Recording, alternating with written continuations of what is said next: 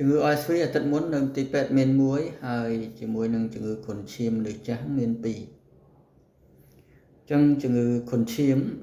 មិនសំដៅទៅលើតែកុមារតូចកុមារទេអញ្ចឹងមនុស្សធំក៏មានដែរហើយ OSV ហ្នឹងដូចជាមានឡើងមួយករណីពីរករណីវិញទៀតហើយអញ្ចឹងសូមបាទម៉ាក់យកចិត្តទុកដាក់នៅចំពោះកុមារដែលមានក្តៅខ្លួនខកហៀសម្បោរ ច្រើនហើយដង្ហើមមិនសូវល្អហើយជាពិសេសកុមារក្រោម5ឆ្នាំហើយបើសិនជាដាក់ថ្នាំប៉ាដាឬក៏ Ibuprofen ហើយ2ថ្ងៃអត់ធូរសូមមកជួបវិជ្ជបណ្ឌិតឯកទេសកុមារមកដើម្បីឲ្យធ្វើការពិនិត្យពិគ្រោះធ្វើរូបវិនិច្ឆ័យបានច្បាស់លាស់ហើយនឹងព្យាបាលបានត្រឹមត្រូវព្រោះការដែលកុមារក្អកមានស្លេសហ្នឹងมันប្រកាសថាយើងត្រូវតែធ្វើចលនាស្លេសទេ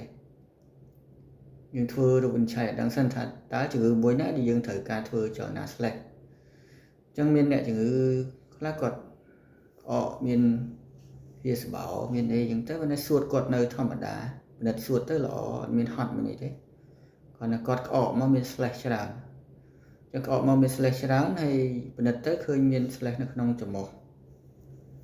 ច្រើនច្រមុះ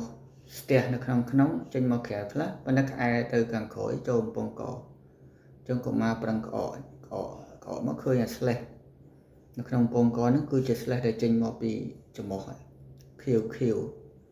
បាទអាហ្នឹងអត់ត្រូវការធ្វើចលនាស្លេសទេបាទហើយសារតែជាករណីសបោស្លេសច្រើននៅក្នុងកំពង់កហ្នឹងក្អែចូលទៅក្នុងដោយសារស្លេសកំពង់កហ្នឹងគឺមកពីច្រមុះឲ្យធ្លាក់ពីលើច្រមុះចុះទៅក្រោមខែទៅមកផ្នែកទៀតស្ទះនៅក្នុងច្រមុះហ្នឹងឯងមកផ្នែកទៀតមកខាងមុខចេញមកផ្នែកទៀតនៅខាងក្រោយអញ្ចឹងករណីនេះសួតនៅធម្មតាអត់មានហត់អត់មានអីហើយមិនមែនជាជំងឺ OSV ជំងឺ OSV ហ្នឹងដល់យើងធ្វើតេស្តក្បាលច្រមុះយកទៅធ្វើតេស្តមិនដឹងថាជាជំងឺ OSV ជំងឺ flu A ឬក៏ flu B ហ្នឹងណាដាសាយធំប្រភេទ A ប្រភេទ B ហ្នឹងហើយជំងឺ OSV ហ្នឹងអញ្ចឹងសូមធ្វើការបញ្ចុះកម្ដៅជាលក្ខណៈធម្មតាមកបើសិនជាកុមារនៅលេងធម្មតាកុមារនៅញ៉ាំធម្មតានៅញញឹមនៅអីលេងធម្មតាបើសិនបើកុមារគាត់មានអាការៈសន្លឹមអត់លេងអត់បើអកច្រើនមានស្លេសច្រើនហត់ច្រើនដកដង្ហើមញាប់មានការដាក់ក្តៅខ្លួនបាត់បង់ជាតិទឹកនឹងត្រូវមកជួបវិជ្ជបណ្ឌិតឯកទេសកុមារដើម្បីឲ្យធ្វើការពិនិត្យធ្វើរូបវិនិច្ឆ័យច្បាស់លាស់ព្យាបាលបានត្រឹមត្រូវជៀសវាងនៅផលលំបាកធ្ងន់ធ្ងរណាមួយដែលអាចកើតមានឡើង